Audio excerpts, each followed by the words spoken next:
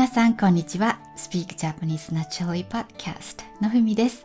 このチャンネルでは日本語や日本文化について紹介します。チャンネルメンバーシップもやっています。今2つあるんですけど、レベルが上の方のレベルのものに入っていただけると週に1回特別なエピソードが聞けます。昨日も実はちょっと大変なことが起きたんですけど、そのことについてメンバーシップで話そうと思います。で、それから発音講座もやってます。これは英語で教えるコースなんですけれども、ずっと続けている人は本当に発音が良くなってきています。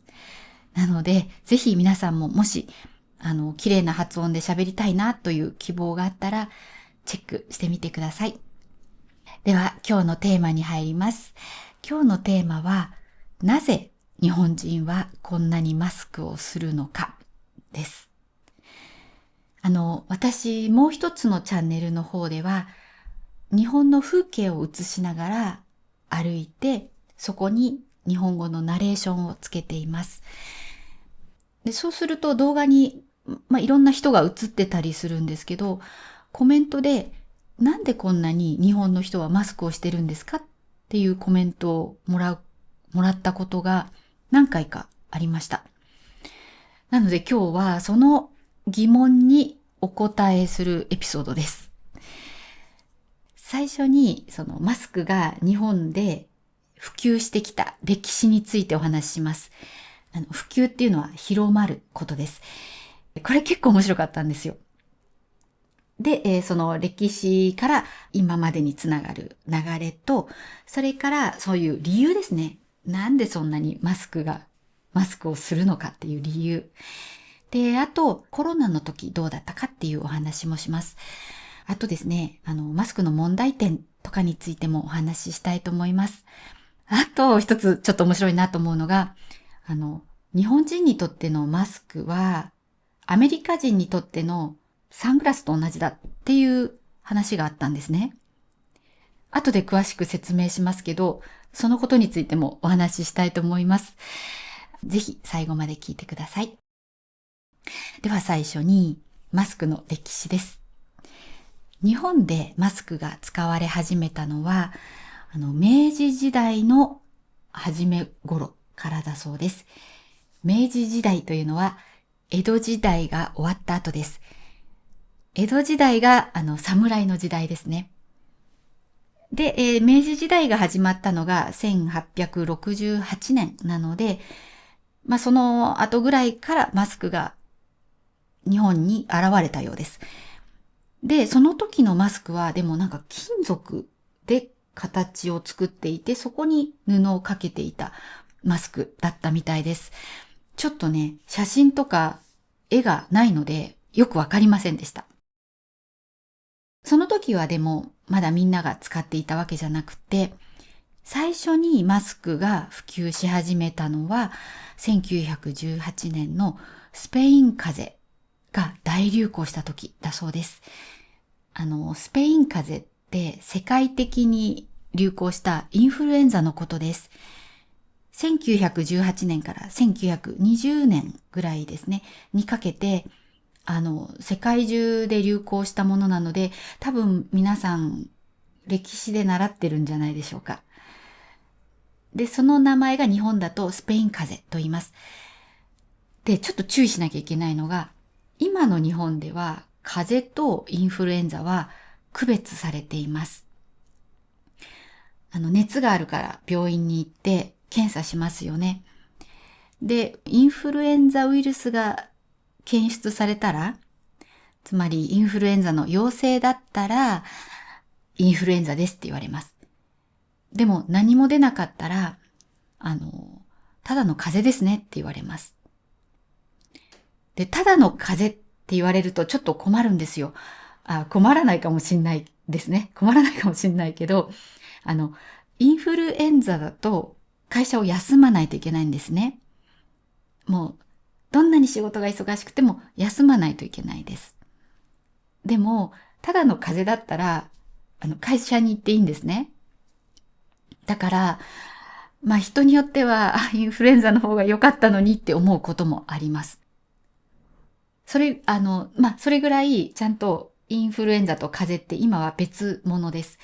ですが、当時はスペイン風邪と呼ばれて、今もその流行はスペイン風邪と呼ばれています。で、そのスペイン風邪の流行の後も、インフルエンザが何回か大流行した年とかがあったそうです。で、そういうことがあるたびに、インフルエンザが大流行するたびにマスクはだんだん普及していったそうです。で、それから1960年代になって花粉症というものが現れました。で、それが70年代後半ぐらいからもうわーっと増えて、もう今本当に増える一方です。国民病とも言われています。その花粉症のことについては別のエピソードで話しているので、ぜひ聞いてください。本当に花粉症って人為的なものなんだなってことがよくわかりました。人為的っていうのは人がやったことです。自然に起きたことじゃなくて、人がやったことで起こされたことが人為的です。だから当時の日本の人が杉をいっぱい山に植えたこと、それが今の私たちをこんなに苦しめているんだなってことが、調べてみたらよくわかりました。そのエピソードで話すので調べたら、こんなんだったんだって、こういう理由だったんだ。ひどいなって思いました。だから逆に言えば、今私たちがしていることっていうのは未来の子供たちを苦しめることになるかもしれないわけですよね。そう考えると、エネルギーを無駄遣いするとか、たくさん生産してたくさん捨てるとか、やっぱね、そういう生活の仕方とかも考えなきゃいけないんじゃないかなってちょっとね、思いました。そんな感じで、今、花粉症で苦しんでる人がたくさんいるんですね。私もその一人です。で、そういう花粉症もあって、またマスクがどんどん普及していったということだそうです。で、私が子供の頃は、ガーゼのマスクを使っていました。ガーゼの前は布のマスクだったそうです。で、それがガーゼになりました。ガーゼは病院とかで傷口に使う布ですね。傷口にくっつきにくいのがガーゼです。ただですね、私が覚えているのは、やっぱり私が小中学生だった頃は、マスクは、基本的に使ってなかったです。で、使ってたのが、給食当番の時だけでした。給食当番っていうのは何かっていうと、日本では小学校、中学校はだいたい給食があります。学校で用意してくれたみんな同じご飯をみんなで食べます。で、そうするとクラスごとに給食の入れ物が大きい入れ物で運ばれてきます。例えば味噌汁だったらこういうでっかい味噌汁の入れ物があるんですね。そこからそれぞれのこの入れ物に給食当番の人が継ぎます。で、ご飯もでっかいこういう入れ物で来て、それを給食当番の子が一人一人のお皿に入れます。なので、その給食当番がだいたい6人とか7人とか、もっといたかもしれないけど、いるんです。で、順番に給食当番になるんです。で、給食当番になった時はマスクをして、こうやってよそるんですね。そういう時にはしてました。でも、それ以外はあんまりしてた覚えがないですね。まだその頃そこまで花粉症の子もいなかったんです。で、中学の時に私の仲良くしてた友達がすごい花粉症で、もうね、その子はタオルを持ってきてたんですよ。で、そのタオルで目を描いてて、もうかわいそうだったんですけど、一回笑っちゃったのが、目を描くときに、こうやって描いてたんですね。ごめんなさい。こうやってつっても見えないんですけど、目を、普通目って、手を下から当てれば簡単に目に手が届くじゃないですか。それをわざわざ、腕を頭の上に乗っけて頭の上から手を下ろして目を描いてたんですね。それがすごい面白くて印象に残ってます。まだそんなに花粉症の子も多くなかったし、そんなに目をかきながら彼女がマスクをしてたかっていうと、もしかしてしてなかったかもしれません。その後ぐらいですかね、マスクがちゃんと普及したのは。マスクが普及したというか、その花粉症に効くマスクっていうのが出てきたんだと思います。で、私も10年前ぐらいに花粉症になりました。で、それからはもうこういう箱に入ったタイプのマスクが手放せないです。花粉症がひどい時期っていうのが2月からだいたい5月ぐらいなんですね。で、その間はずっとマスクをして出かけます。で、このマスクは、不織布と言います。多分皆さんもう不織布のマスクはコロナの時にしたんじゃないかと思います。じゃあ、ここから日本人がなぜそんなにマスクをするのかっていう理由を話します。で、まず第一は花粉症ですね。花粉症の人が多いから。で、そうすると、さっき言ったように2月から5月ぐらいまではマスクですね。あと、花粉っていろんな時期に飛んだりするんですね。で、人によっていろんなものに反応します。で、一番多いのがスギ花粉とヒノキ花粉で、それがだいたい2月から5月ですね。で、それ以外にも草とかも花粉を出すんですね。で、そういうのが秋に花粉を出したりします。で、それに反応してしまう人は秋もマスクをします。で、あとですね、インフルエンザが流行るのが冬の1月2月です。で、この時期はやっぱりみんなマスクをする人が多いです。特に電車で通勤する人とか、あと学校に行くときにマスクしていく子が多いですね。で、その根底にはマスクは効くっていうマスクへの信頼感があります。例えばパッケージにこのマスク、パッケージに花粉とかウイルスとか風邪の菌とかを99% カットするとか書いてあるんですね。で、実際何パーセントカットするのかわからないですけど、やっぱりなんかカットしてくれるっていう気がするんですね。実際してくれてると思います。何パーセントかわからないけど。やっぱり花粉の時期にマスクしないで出るっていうのはちょっととんでもないことなんですよ。だから、まず根底にマスクが信頼できるっていうのがありますね。で、あと、だからこそそういうのが風邪が流行る時期とか、風邪とかインフルエンザが流行る時期、花粉が飛ぶ時期、そういう時期はマスクを自分のためにするっていうのがあります。あとですね、マナーでするっていう面もあります。マナーっていうと、例えば電車でうるさくしないとか、電車で電話をしないとか、道にゴミを捨てないっていうのはマナーです。それと同じように、人が集まるところに行くときは、マスクをするっていうマナーもあります。夏はしないですよ。やっぱ冬ですね。今インフルエンザが流行ってますっていう時期とかは、やっぱりなんかした方がいいかなっていう気がします。で、特に、受験生がいるような場所だったら、マスクをしてた方がいいかなって私思います。ちょうど今受験が、2月3月がピークです。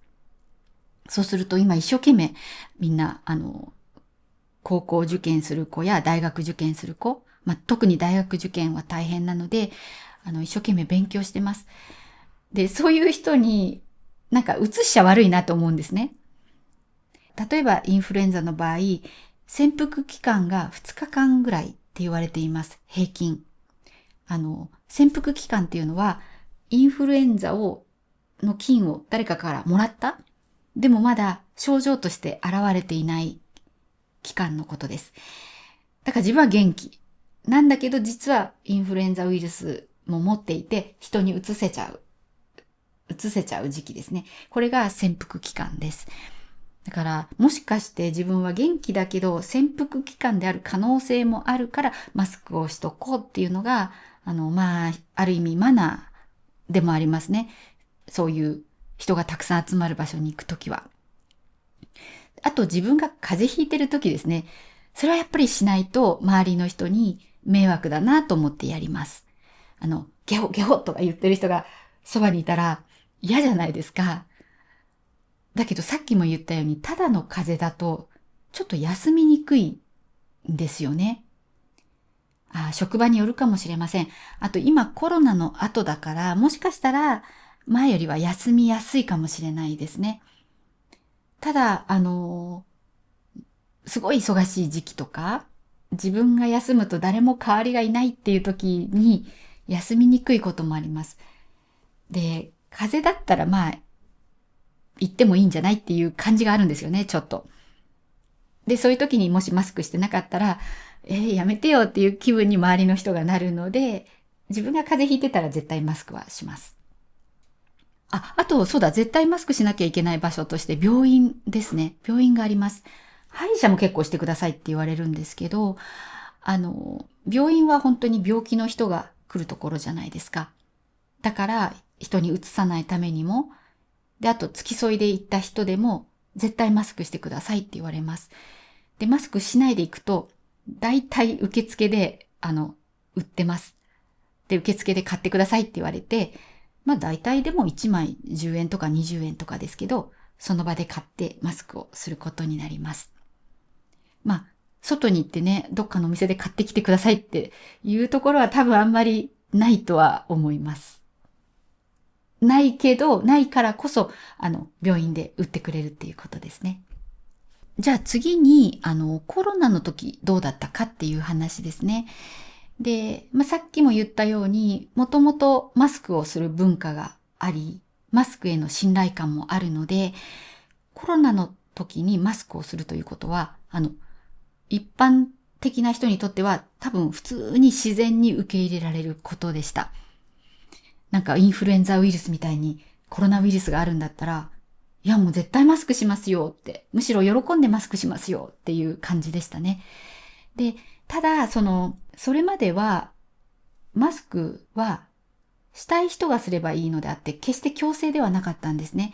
ただ、一時期そのマスクが強制になった時は、さすがにやりすぎじゃないかっていう人もいました。で、ただ私としてはマスクしとけばいいじゃんってちょっとやっぱね思っちゃいましたね。それは多分私が花粉症でマスクに対して何の抵抗もなかったからかもしれません。ただあの時は本当に大変で、冬とかはいいんですよ、寒い時は。マスクってむしろあったかいじゃないですか。でも、夏にも学校とかでしなきゃいけないっていうのは、あれはちょっと問題になったと思います。特に体育の時間にマスクをするって危険なことなんですよね。なのに、体育の時間もマスクをさせたのかな、してたのかな。それで倒れちゃった子がいたとか、ちょっとそういう問題があったと思います。そう。で、結局、例えば、私の今高校生になった息子は、中学1年生になる時にコロナが始まって、で、2ヶ月ぐらい学校がお休みだったんです。で、5月か6月ぐらいから学校が始まって、っていう時だったんですね。で、ちょうどマスクしてる期間ずっと結構長かったんで、卒業までずっとマスクをしてたようです。私忘れてたんですけど、息子に聞いたらそう言ってました。だから、クラスメートがずっとマスクしてるから、マスクを取った顔を知らないまま卒業してたみたいです。3年間ずっとマスクしてたんですね。で、これはですね、どういうことかというと、途中からもうマスクをすることに慣れちゃって、マスクを外すのが、怖いっていう状況も生まれてきちゃってたみたいなんですね。特に女の子に多かったと思うんですけど、自分の顔を見せたくないっていうのがあったんです。特にそのコロナの期間にマスク美人っていう言葉が流行りました。今もうあんまり使わないかな。マスクをしてると美人なのに、マスクを取ったらそんなに美人じゃないよねっていう良くない言い方です。そういうショートとかも流行ったんですよ。なんかすごい可愛いっていう人がマスク取っていまいちだね、みたいなのが。だから、多分そういうのもあって、もうマスク取らないでいたいなって思う子が多かったんだと思います。だから、そのマスクを外さないっていうことが、マスクをしてるってことがあまりに当たり前になりすぎちゃって、外せなくなってしまったっていうことですね。で、今はどうなんでしょうね。今も多分いると思います。ただ今は冬でインフルエンザが流行っていて、みんなマスクしてるので、今は話題になってないです。でも、もし、この夏、マスクをしている、すごい暑いのにマスクをしている人たちが多かったら、またそういうマスクを外せない子たちがいるみたいな話題になると思います。で、息子は高校生になるときに、もう俺はマスクしないって言って、行きました。ただその時に、最初マスクしてなかった子はクラスに3人しかいなかったそうです。クラスは38人いるので、つまり、すごいみんなマスクするのが当たり前だったんですね。で、4月なんでね、花粉症の子もいたと思いますけど、でも1年生の間は結構みんなね、多分マスクしてたと思います。で、だんだん外して、また今はね、受験で、インフルエンザが流行ってるからマスクしてる子、ほとんどだと思いますが、この高校3年間かけて、だんだんみんなもマスク外す方向になってきてたと思います。そう、コロナの時に、その国民性の違いを感じたのが、国民性っていうのはその、国民の間での違いですね。それを感じたのが、アメリカでそのマスクをすること、マスクを強制されることは人権侵害だっていう、そのマスク反対運動が起こっていたことです。で、そんなにマスクするの嫌なんだっていうのは驚きだったんですけど、その時に何かの記事で読んだのが、なんでそこまでマスクを嫌がるのかっていうのが、その、日本人にとってマスクは抵抗ない。でも、日本人にとってサングラスをかけている人って実はちょっと抵抗があることがあるんですね。で、それと同じように、アメリカ人にとってサングラスをかけてる人は抵抗がないんだけど、マスクをしてる人には抵抗があるんだっていう記事を読んだことがあるんです。つまり、どういうことかというと、日本人は、これちょっと一般的に日本人はって言っちゃいますけど、いろんな人がいると思います。一般的に日本人は、目で人の表情を判断しているそうです。もちろん口も見てるけど、目が笑ってるとか、そういう目元が見えると安心するんですね。実際私もそうです。相手がマスクしてて、口が笑ってるかどうかわからなくても、目が見えると安心するんですね、話してて。表情がわかる気がするんです。だけど、真っ黒いサングラスをかけていて、相手の目が見えない時って、私結構ちょっとどうしようって思うんですね。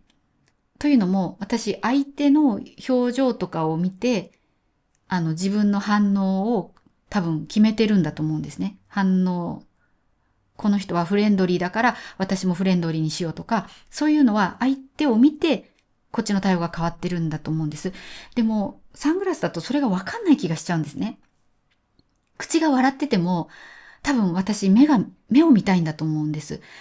だから、もし目が見えないとすると、相手の目が見えなかったら、その相手がどこを見てるかわからない。まず、私を見ているのか、どっかあっちの方を見てるのかわからない。話したいのか話したくないのか、そういう表情の違いもわからない。だからなんとなく、近寄りがたい感じがちょっとするんですね。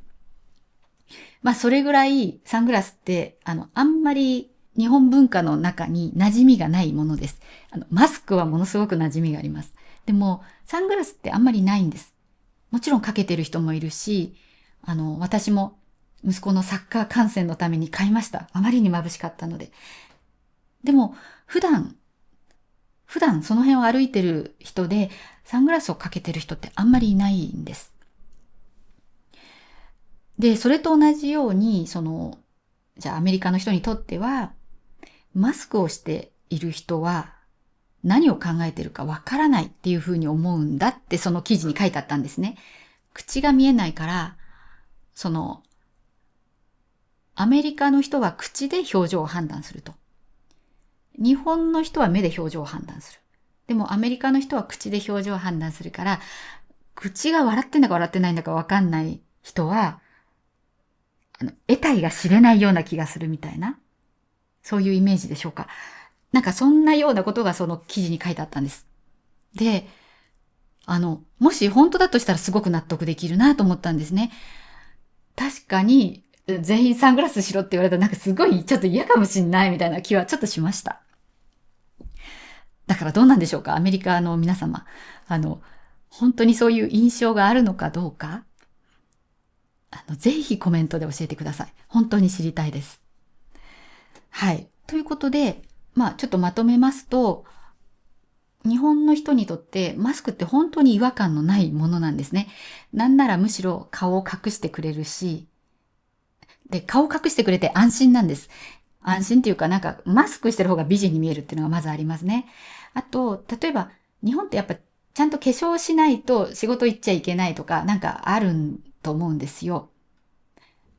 でもそういう時にマスクしてたら、この辺の化粧甘くていいじゃないですか。とか、そういうのもあってマスクしてると安心っていうのがありますね。で、マスクにもともと違和感がない。で、冬は暖かい。そういうのもあって、マスクしてる人が今でも多いんだと思います。私個人の話をすると、私は最近マスクをしてないんです。でも私もコロナの間はもうほんとずっとしてたんですね。外行くとき絶対してました。だから私もそれが癖になっちゃって、結構してたんですけど、ある時、マスクはシワになるって聞いたんですね。マスクって肌に擦れるじゃないですか。肌にずっと触ってて。で、それがシワの元になるって聞いたんですね。シワって皆さんわかりますか？この顔にこういうとこ出るこの線ですね。シワ。ない方がいいななんて思うじゃないですか。で、私それを聞いた時にもうすぐマスク取りました。もうマスクはいい。シワの方が大事と思ってマスクを取りました。ですが、またね、花粉症の季節が来るので、そしたらまたマスク生活にちょっと戻ると思います。そう、そろそろ、花粉症の薬をもらいに行かなきゃなって思っています。はい。じゃあそういうことで今日は、なぜ日本人がこんなにマスクをするのかについてお話ししました。理由はわかりましたか？何か思うところがあったらぜひコメントに書いてください。では最後にメンバーシップに入ってくださっている方のお名前を言います。名前の読み方が間違っていたら教えてください。エドモさん、デブさん、アルビレオさん、デルタさん、デードさん、キムヨンマンさん、ベンジャミンさん、コウ・エイケイさん、ニヌア・イシルメさん、チチさん、シン・グアンキルさん、ジム・ハバートさん、ジュン・チャンジョンさん、ジョアンナ・ピー・アビーさん、ウンネシュ・ガーテさん、ナグワ・アブデル・モッタレブさん、アップルパイさん、ガール・アブロードさん、パク・キヨクさん、チャンドルさん、クリスティーナさん、オー・ウェンハオさん、ジュン・ファリーさん、BB ガンメイク・ピースさん、ヨンオク・キムさん、チャールトン・ローさん、グエントアン・アインさん、ジョ・ミンジェさん、チャン・ジテさん、ビッグガスさん、カンチョさん、リン・シェンシュンさん、キム・カンソクさん、コーダー XYL さん、リョウ・スイエさん、フー・カイジュンさん、ジュールド・オーデさん、ハヌル・バラギさん、キャサリン・オカモトさん、アーダーさん、イェン・イェン・チェンさん、グオ・スーシェンさん、アン・リリさん、ジョン・リンさん、レイラ・ダラスさん、アンビカ・ウプレティさん、ワ・グエンさん、BC ユンさん、メンバーシップに入ってくださってありがとうございます。とっても励みになります。まだ入っていない皆さんもぜひよかったら検討してみてください。今日も最後まで聞いてくださってありがとうございました。この動画が良かったら高評価、チャンネル登録、そしてお友達にシェアをお願いします。ではまた次のエピソードでお会いしましょう。良い1週間をお過ごしください。